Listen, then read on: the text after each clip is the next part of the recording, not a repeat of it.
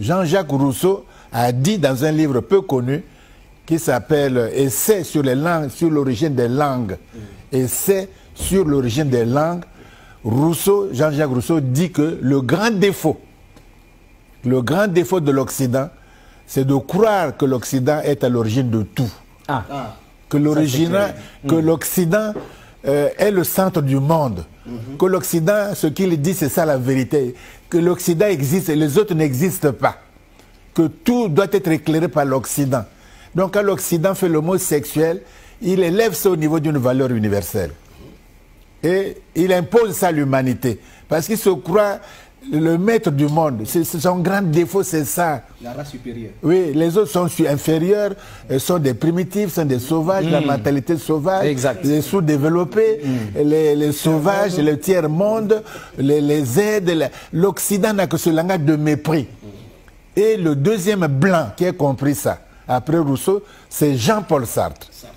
Sartre dit que depuis le XIVe siècle, l'Europe occidentale a développé avec l'Afrique une constitution du mépris.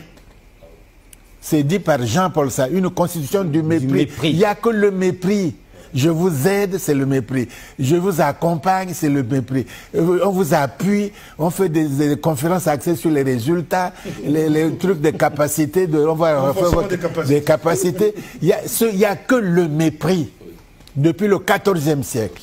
Il n'y a que le mépris. L'Occident ne connaît que le mépris vis-à-vis des autres. C'est dit par Jean-Paul Sartre. La constitution du mépris. Ils méprisent tout, ils quittent Paris, l'Élysée, ils viennent, ils disent que vous n'avez pas d'histoire. Voilà. Sarkozy l'a dit, nous, à Dakar. Mais comment un type cultivé comme Sarkozy, et qui dirige un grand pays comme la France, et il va à Dakar, trouver que vous êtes des nègres, vous n'êtes pas dans l'histoire de l'humanité. Et au pays de Cheikh Anta Diop. Et au pays de Cheikh Anta. Il sait pertinemment, il était même à l'université de Cheikh Anta Diop, il n'a même pas nommé le nom de Cheikh Anta Diop. Il sait pertinemment que l'Afrique est le berceau de l'humanité. L'homme de Touma a 7 millions d'années au Tchad. Il le sait pertinemment, mais il s'en fiche de ça. Il y a un mépris total. Et Sarkozy dit que vous vivez selon les saisons et vous n'avez pas d'histoire, vous êtes des animaux. Et l'autre vient à Ouagadougou, il ne parle pas de la jeunesse des gilets jaunes. Emmanuel Macron. Il ne parle pas de gilets jaunes, il ne parle pas de la jeunesse qui est désemparée, la jeunesse française est droguée, désemparée. On ne leur dit rien du tout. Il ne parle pas de la jeunesse corse, il ne parle pas de la jeunesse allemande ou à la jeunesse déprimée de l'Espagne ou du Portugal. Il vient parler à la jeunesse africaine à Ouagadougou. Mettez-vous à genoux, je vous bénis, on va créer un nouveau partenariat stratégique. Ça veut dire quoi même? Ça, c'est du mépris. Un très grand mépris. C'est toujours ce mépris-là que l'Occident ne peut pas s'en défaire.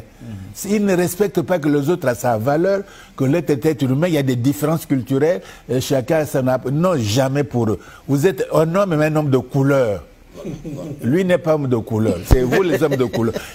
Mais l'Occident est malade, il dit les autres, les hommes de couleur. Bon, il parle de la liberté, mais il vous supprime la liberté en vous faisant esclave pendant plusieurs siècles. Il crée le code de la liberté, le droit universel, mais il crée le code noir. C'est lui qui le crée, le code indigène, le code colonial, c'est toujours lui qui le crée. La France-Afrique, la francophonie. Il faut célébrer sa langue. Dans la francophonie, il n'y a aucun programme pour célébrer une langue africaine. C'est toujours la France et la francophonie. Mais en Normandie, personne ne connaît la francophonie.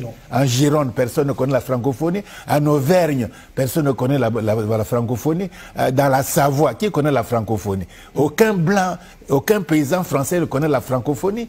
Et on voudrait imposer ça en Afrique. Et l'Afrique, comme toujours, il crée des ministères de la francophonie. C'est-à-dire, il sort même de l'Afrique.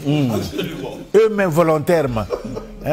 Donc, voilà le problème. C'est difficile de faire comme ça avec l'Occident. Ils ont le mépris, ils croient ce qu'ils font, ça doit être universel, mais qu'ils fassent l'homosexualité. Moi, j'ai fait les enquêtes.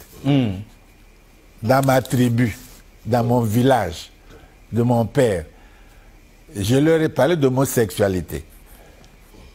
Ils m'ont dit, écoute, si tu répètes ces choses-là ici, tu ne mettras plus jamais pied ici, tu es détruit par l'Occident. Absolument. Au village, les paysans m'ont dit ça. Ils disent, il ne faut pas faire ces choses-là ici. Tu vois? Mais ils trouvent que c'est bien pour eux, mais c'est bien pour l'Occident. Pourquoi vouloir imposer ça à l'humanité?